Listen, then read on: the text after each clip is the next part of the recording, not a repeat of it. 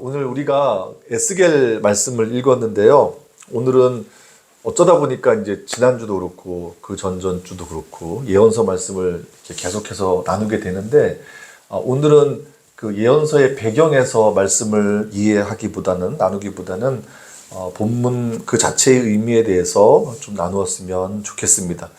아무쪼록 이 시간 우리에게 은혜가 되고 또 도전이 되는 시간이 되기를 주님의 이름으로 축복합니다.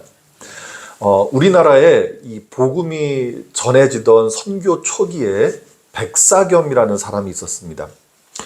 이름이 좀 독특하죠. 백사겸. 이 사람은 조선의 사개오 1860년생이고 언제 죽었는지는 미상해요. 근데 어쨌든 조선의 사개오라고 하는 별명이 있었는데, 본래는 아주 그 이름이 난 점쟁이였습니다. 복술가였어요. 그러다가 그 당시에는 이제 성경책을 파는 사람들이 있었거든요. 그걸 매서인이라고 불렀는데, 그 매서인 중에 김재옥이라는 사람을 통해서 예수님을 믿게 되었고, 나중에는 이제 파주, 개성, 평양 일대를 다니면서 복음을 전하고 또 교회를 개척했던 초기 한국교회 아주 능력 있는 전도자가 백사겸입니다. 그런데 이 사람이 정말 놀라운 것은 맹인이었거든요. 앞을 못 보는 맹인이었는데, 그런데 이제 복음서 전체를 한 절도 틀리지 않고 다 외우는 사람이었습니다. 복음서 전체를. 누구는 구약 성경 전체를 외웠다고 하는 사람도 있었는데, 실제로 그렇습니다. 그래서 어디든지 그 말씀을 읽어주면 그게 이제 몇 장 몇 절의 말씀인지, 그리고 어떤 몇 장 몇 절에 어떤 말씀이 있냐 이렇게 물어보면 바로 대답을 할 정도로 기억해서 말할 수 있었다고 합니다. 그래서 조선의 사개오라는 별명도 있었지만 걸어다니는 복음서라는 별명도 있었습니다. 그 당시 우리나라에 왔던 미국 선교사 중에 데밍이라는 선교사가 있는데, 이 백사겸이라는 사람이 너무 신기해서 본국에 편지를 써서 이렇게 복음서 전체를 외우는 사람이 있다, 뛰어난 사람이다 라고 써서 소개할 정도로 백사겸은 대단한 인물이었습니다. 이 백사겸이 어떤 식으로 성경을 외웠냐면, 아들이 성경을 읽어줬대요. 앞을 못 보니까 이렇게 읽어주면서 그거를 들었는데, 이제 아들이 둘이 있었는데 큰아들이 이제 백남석이라는 분입니다. 나중에 연희전문학교 영문학과 교수로 활동했던 분이고, 그 당시에 같이 교수로 있었던 분 중에 음대 교수 현재명이라는 분이 있어요.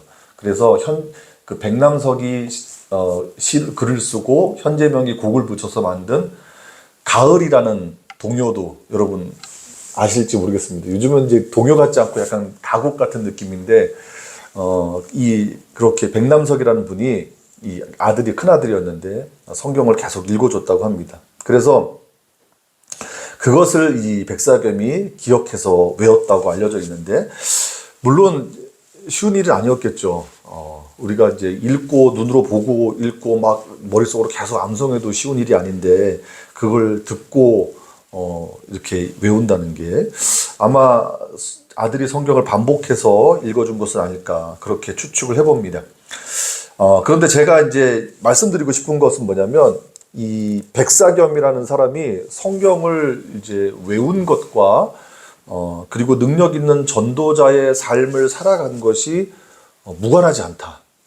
전혀 무관하지 않다. 그 말씀을 좀 드리고 싶습니다. 여러분, 백사겸은 그 자신의 암기력을 자랑하거나 과시하기 위해서 성경을 외운 것이 아닙니다. 그 매서인 김재옥이라는 사람을 통해서 복음을 전해 듣고 완전히 매료되었어요. 그래서 하나님의 말씀이 능력이고 지혜인 것을 정말 의심하지 않고 믿었습니다. 그래서 그 말씀을 암송하려고 노력했고, 그렇게 복음서 전체를 암송하기까지 되온 거죠. 그래서 다른 부분은 암송하지는 않았더라도 어쨌든 그런 말씀들이 백사겸을 능력 있는 전도자로 만들어줬다고 생각합니다. 우리가 잘 아는 디모데후서 3장 16절로 17절의 말씀에 보면은, 모든 성경은 하나님의 감동으로 된 것으로 교훈과 책망과 바르게 함과 의로 교육하기에 유익하니, 이런 말씀이 있습니다. 우리 잘 아는 말씀이에요. 그런데 사실은 이 3장 16절 말씀도 중요하지만 그 다음에 이어지는 3장 17절의 말씀이 너무 중요합니다. 거기에 뭐라고 되어 있냐면 이는 하나님의 사람으로 온전하게 하여 모든 선한 일을 행할 능력을 갖추게 하려 합니다. 이렇게 말씀합니다. 여러분, 이 디모데후서 3장 말씀, 그러니까 디모데후서라고 하는 말씀이 바울이 그 아들같이 여겼던 자신의 동역자 디모데에게 전해준 말씀이거든요. 이 바울이 디모데에게 이 말씀을 전해줬을 때 그 숨어있는 메시지가 무엇이겠습니까? 성경을 떠나지 말라는 이야기겠죠. 성경을 떠나지 말라는 겁니다. 하나님의 말씀이 너를 온전하게 만들어 줄 것이고 하나님의 말씀이 너에게 능력을 줄 것이니 성경을 떠나지 말라. 그런 말씀입니다. 정말 아버지의 마음으로 아들과 같은 디모데에게 충고하고 조언하는 것이죠. 우리가 하나님의 말씀을 가지고 있으면 하나님의 능력이 우리를 통해서 역사한다는 겁니다. 여러분 혹시 믿으십니까? 하나님의 말씀이 우리를 통해서 역사한다. 히브리서 4장 12절 말씀도 아주 유명한 말씀이죠. 우리가 잘 아는 말씀입니다. 하나님의 말씀은 살아있고 활력이 있어서 좌우에 날선 어떤 검보다도 예리하여 혼과 영과 관절과 골수를 찔러 쪼개기까지 하며 또 마음의 생각과 뜻을 판단한다. 이렇게 히브리서 4장 12절은 말씀합니다. 하나님의 말씀이 우리 안에 뿌리를 내리면 하나님의 능력이 우리 안에서 일어나고 그 말씀이 우리 내면에 녹아내리면 우리 삶에서 역사하게 된다는 거죠. 저는 백사겸이 바로 이런 은혜를 체험한 사람이라고 생각합니다. 자, 오늘 본문을 보시면 에스겔이라고 하는 선지자가 말씀을 먹는 장면이 나오죠. 하나님께서 에스겔을 향해서 입을 벌리고 주는 것을 먹으라 이렇게 말씀하십니다. 그리고 두루마리 책 한 권을 보여주시고 그것을 에스겔 앞에 펼치십니다. 에스겔이 그것을 보니까 그 두루마리 안팎에 글이 빼곡히 적혀 있는데 어떤 말이 적혀 있다고 성경은 기록하죠? 애가와 애곡과 재앙의 말이 기록되어 있다라고 말씀합니다. 그런데 하나님께서 에스겔이 본 그 두루마리의 책을 먹으라고 말씀하십니다. 그리고 그것을 먹고 가서 이스라엘 족속에게 말하라 그렇게 명하시죠. 에스겔이 입을 벌렸더니 하나님께서 그 두루마리를 먹이시면서 내 배에 넣으며 내 창자에 채우라 말씀하십니다. 에스겔이 하나님의 말씀을 따라서 두루마리를 먹으니까 그것이 입에서 꿀과 같이 달았다. 이것이 오늘 본문이 우리에게 보여주는 내용입니다. 여러분, 이 말씀을 어떻게 이해하십니까? 에스겔 1장을 보면요, 에스겔이 본래 제사장이었어요. 그런데 바벨론 이제 포로 생활을 하는 가운데 이국 땅, 그러니까 바벨론의 땅 그발이라고 하는 그 강가에서 환상을 체험합니다. 에스겔의 환상 체험이죠. 그래서 그 환상 체험이 어떤 체험이냐면 북쪽에서 북풍과 큰 구름이 막 밀려오는데 불빛이 번쩍거리고 쇠붙이 같은 것이 보이면서 그 속에서 날개가 달린 네 생물의 형상을 보게 됩니다. 그리고 그 가운데 하나님의 음성을 듣죠. 오늘 본문은 바로 그런 환상 가운데 일어난 일 중에 하나입니다. 에스겔 2장 1절부터 보시면 하나님께서는 에스겔에게 놀라운 환상을 보여주신 후에 영으로 임하십니다. 그리고 제사장이었던 에스겔을 선지자로 부르시고 세우시죠. 이스라엘 자손이 패역한 백성이고 하나님을 배반했다고 말씀하시면서 그러나 그들이 듣든지 아니 듣든지 당신의 말씀을 전하라고 말씀하십니다. 그리고 그 다음에 오늘 본문의 이야기가 이어지는 거예요. 여러분, 오늘 본문은 에스겔 1장부터 이어지는 환상의 연속 가운데 일어난 일입니다. 에스겔이 선지자로 소명을 받는 중에 하나님의 말씀이 적힌 두루마리 책을 먹었고 그것을 배에 넣고 창자에 채우는 그런 환상 체험을 한 거예요. 실제로 말씀을 막 우걱우걱 씹어 먹었다는 게 아니라 그런 환상 체험을 한 겁니다. 그리고 그렇게 먹은 말씀이 입에서 꿀같이 달았다는 놀라운 체험을 한 거예요. 여러분, 그런 경험이 있으신지 모르겠는데 저도 가끔 꿈에서 어떤 이제 일을 겪으면 정말 실제로 그런 겪은 듯한 느낌을 아침에 일어나서 받을 때가 있거든요. 뭐 음식을 먹었는데 그 맛이 막 뚜렷하게 기억이 나고 실제로 막 꿈 가운데 그 맛이 생생하게 이렇게 저한테 느껴지는 그런 체험들이 있는데 이런 체험을 한 거죠.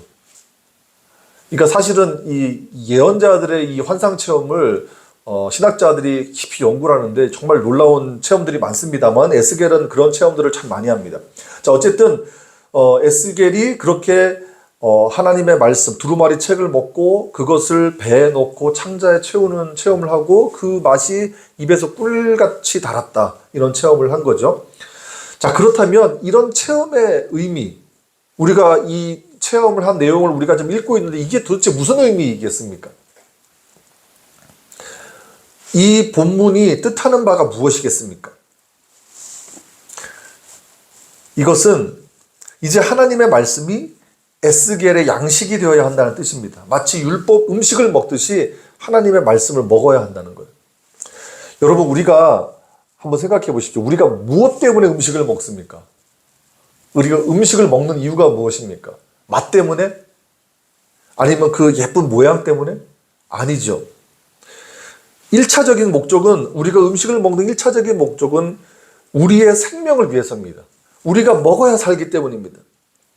맛과 모양을 즐기기 위해서 음식을 먹는 것이 아니라 우리가 살기 위해서 음식을 먹는 거죠. 맛과 모양을 즐기는 건 그 다음 문제죠. 우리가 먹은 음식이 우리의 몸에 흡수되어서 우리가 일상적인 생활을 할 수 있도록 힘이 되고 에너지가 되기 때문에 음식을 먹는 겁니다. 마찬가지로 에스겔이 하나님의 말씀을 먹게 한 체험은 그 말씀이 에스겔의 존재 속으로 흡수되어서 선지자로서의 사명을 감당하고 성취할 수 있도록 힘이 되고 에너지가 되어야 한다는 것을 하나님께서 그 체험을 통해서 보여주신 겁니다.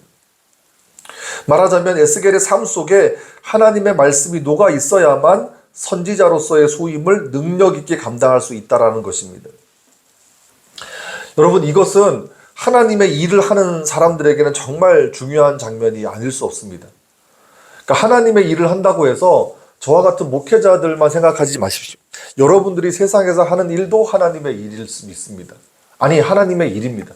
하나님께서 우리에게 소명이라는 것을 주셨고 또 그 직업을 통해서 하나님의 일을 하는 것이니까 이 장면은 우리 모두에게 너무나 중요한 장면이라는 겁니다. 우리가 무엇으로 하나님의 일을 할 수 있겠습니까? 우리가 어떤 일을 하든지 그 일을 감당할 수 있는 힘과 능력이 필요한 것은 너무도 당연합니다. 그런데 하나님의 일은 하나님의 말씀을 양식 삼아야만 한다는 것입니다. 왜냐하면 그 말씀이 우리에게 힘과 능력을 공급해 주기 때문입니다. 여러분, 예수님께서는 광야에서 마귀에게 시험을 당하실 때 어떤 말씀으로 그 시험을 물리치셨습니까? 사람이 떡으로만 살 것이 아니라 하나님의 입으로부터 나오는 모든 말씀으로 살 것이다, 이렇게 말씀하셨습니다. 우리가 먹는 것, 음식으로 먹고 사는 것이 아니라 하나님의 입에서 나오는 모든 말씀으로 산다고 말씀해 주셨습니다. 이것은 우리가 영적인 존재라는 것을 전제하는 말씀이죠. 우리의 육신이 음식을 먹고 살아가듯이 영적인 존재인 우리는 하나님의 말씀을 먹어야 살 수 있다는 뜻입니다. 음식이 우리 육신의 힘과 능력을 공급해 주는 것처럼 하나님의 말씀이 우리에게 영적인 힘과 능력을 공급해 준다는 것입니다. 에스겔 선지자에게 하나님의 말씀은 그의 양식이었습니다. 비록 패역한 백성들을 심판하는 애가와 애곡과 재앙의 말이었지만 그 말씀이 그에게는 양식이 되었습니다. 그리고 그것이 에스겔 선지자를 패역한 이스라엘 자손과 구분짓는 결정적인 기준이 되었습니다. 왜냐하면 이스라엘 자손은 하나님의 말씀을 버렸기 때문입니다. 자, 여러분, 종교 개혁을 일으켜서 이 개신교라는 것을 탄생하는데 결정적인 역할을 했던 마르틴 루터, 독일의 마르틴 루터, 여러분 너무나 잘 아시는 분입니다. 이 마르틴 루터가 행했던 가장 위대한 일이 무엇인지 아십니까? 그 거대한 로마 교황청의 권력에 맞서 싸운 것? 무엇이겠습니까? 성경을 바르게 읽게 한 것? 어떤 것이겠습니까? 종교개혁을 일으켰던 마르틴 루터가 행했던 가장 위대한 일은, 그가 종교개혁을 위해서 참 많은 일을 했지만 그가 했던 가장 위대한 일은 하나님의 말씀을 읽은 겁니다. 이거는 제 생각이 아니라 제가 한 십몇 년 전에 그 일본의 사사키 아타루라고 하는 그 당시 40대, 이제 50대가 되었겠네요. 40대 일본의 아주 그 충망받는 사상가라고 하는 사람인데, 이 사람이 잘나라 기도하는 그 손을이라는 아주 독특한 책을 썼습니다. 근데 그 책이 너무 인상적이었거든요. 근데 그 책에서 이런 내용이 나왔습니다. 루터가 행했던 가장 위대한 일은 하나님의 말씀을 읽은 것이다. 그러니까 그분이, 이 사사키 아타루가 그 책에서 어떻게 표현했냐면, 하나님의 말씀을 읽었는데 그냥 읽은 게 아니라 루터는 읽고 또 읽었다는 거예요. 그렇게 표현했어요. 수없이 묵상하고 수없이 읽으면서 그렇게 읽고 묵상한 말씀을 그의 가슴 속에 새겼고, 그래서 루터가 자신의 양심이 하나님의 말씀에 사로잡혀 있다라고 고백할 정도로 읽었다는 거예요. 자신의 양심이 하나님의 말씀에 사로잡혀 있다, 이렇게 고백할 정도로 성경을 수없이 읽었다는 겁니다. 그런데 루터가 성경을 그렇게 수없이 읽었을 때 어떤 일이 일어났냐면, 루터에게 비로소 세상이 보이기 시작했대요. 세상이 잘못되었다는 것이 확연하게 보이기 시작했대요. 교회의 모습이 보이기 시작했고, 성직자의 부정이 명백하게 보이기 시작했대요. 그리고 모든 것이 잘못되었다는 것이 비로소 자신의 눈에 들어왔다는 겁니다. 성경을 그렇게 수없이 읽으면서. 그리고 하나님의 말씀에 사로잡힌 루터의 양심은 그런 모습을 도저히 묵고할 수 없었답니다. 교회가 하나님의 말씀을 따르지 않고 세상은 하나님의 말씀을 저버렸지만, 루터의 양심은 하나님의 말씀을 따르기 원했습니다. 그래서 세상과 싸우기 위해서, 타락한 교회와 싸우기 위해서 분연이 일어났다는 것입니다. 그게 바로 종교개혁이라고 이 사사키 아타루라는 사람이 설명하는 것을 보고 제가 엄청난 도전이 되었습니다. 자, 그런데 놀라운 사실은 루터는 그 싸움에서, 그 거대한 권력과의 싸움에서 지지 않았다는 사실이죠. 거대한 교황의 세력 앞에서 주눅들지 않았고, 중세 교회의 엄청난 힘 앞에서 그는 굴복하지 않았습니다. 오히려 그들 앞에서 예언자처럼 당당하게 외쳤습니다. 루터가 이긴 겁니다. 여러분, 우리가 어떻게 그 위대한 과업을, 루터가 어떻게 그 위대한 과업을 이룰 수 있었는지 아시겠습니까? 루터는 말씀의 사람이었기 때문입니다. 하나님의 말씀이 그의 양식이 되었고, 하나님의 말씀이 그의 내면을 채웠고, 하나님의 말씀이 그의 양심을 사로잡았기 때문입니다. 그리고 그 말씀이 세상을 이기고 타락한 교회를 이길 수 있는 힘과 능력이 되었기 때문입니다.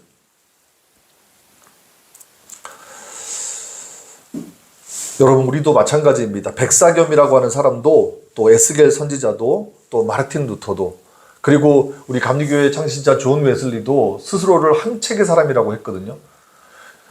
웨슬리는 정말 책을 많이 읽은 사람입니다. 엄청난 책을 읽었는데 그가 스스로 말하기를 나는 책 한 권의 사람이다라고 고백할 정도로 말씀에 집중했던, 말씀을 읽고 묵상하는데 정말 에너지를 쏟았던 그런 사람이었습니다. 그런데 그런 사람들이 우리와 그 야고보서의 표현을 빌리면 성정이 다른 사람들이 아니잖아요. 같은 사람들입니다. 그러나 그 사람들을 능력의 사람으로 만든 것이 바로 말씀이었다는 것입니다. 하나님의 말씀이 그 사람들을 능력 있는 사람으로 만들었다는 거죠. 하나님의 말씀이 그들 안에 심겨지고 그들 안에 뿌리를 내렸을 때, 오늘 본문에서 말씀에서 표현한 것처럼 말씀을 먹었을 때 말씀이 그들을 바꾸어 나갔던 것입니다. 제가 이제 표현이 부족해서 말씀을 먹는다는 게 도대체 어느 정도의 의미인지 잘 전달했는지 모르겠는데, 그 유진 피터슨이라고 하는 분이 쓴 책 중에 이 책을 먹으라라는 책이 있는데요. 거기서 말씀을 먹는 것을 유진 피터슨은 이렇게 표현합니다. 말씀을 먹는 것은 그냥 읽는 것이 아니라 자신의 신경 말단에, 자신의 반사작용에, 자신의 상상력 안에 집어넣는 것이다. 말하자면 말씀이 우리의 전 존재를 구성하도록 만들라는 것. 그게 말씀을 먹는다는 의미라고 합니다. 저도 이 정도 경지까지는 모르겠지만 제가 가만히 생각해 보니까, 제가 그 신대원을 준비하던 시절에 한 2, 3년간 성경을 정말 많이 읽었거든요. 제가 이제 그때 읽었던 성경책이 이 성경책인데, 혹시 보시면 막 너덜너덜합니다. 그래서 모든 구절마다 형광펜이 다 칠해질 정도로 정말 열심히 읽었는데, 그 당시에 이렇게 많이 읽으니까 잘 때 있잖아요. 잠자리에 누우면 이 말씀이 막 머리 그 천장에서 막 그려질 정도로 그렇게 2, 3년간은 정말 그렇게 많이 읽었던 것 같아요.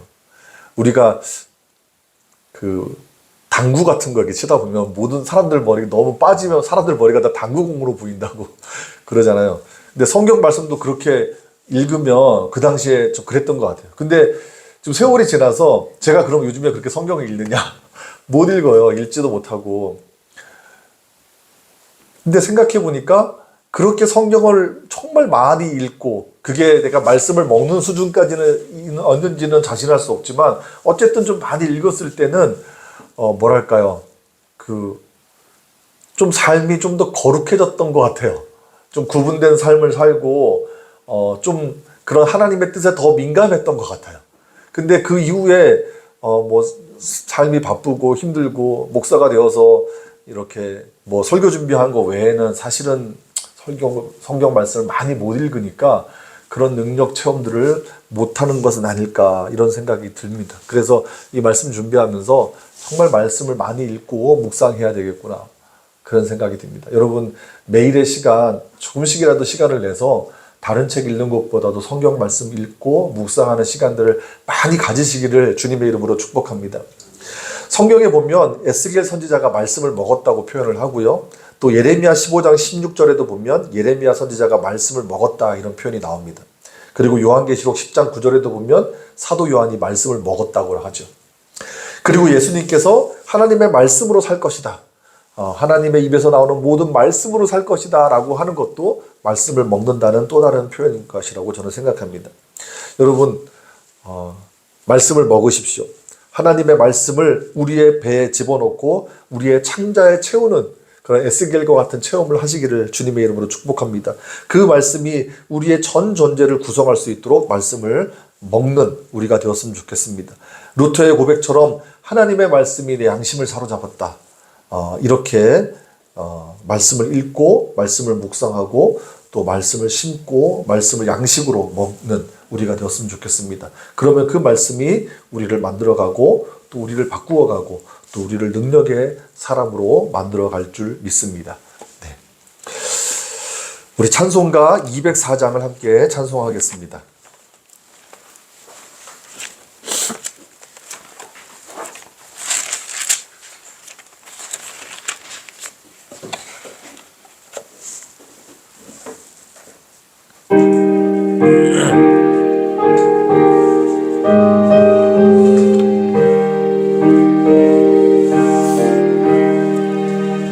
주의 말씀 듣고서 준행하는 자는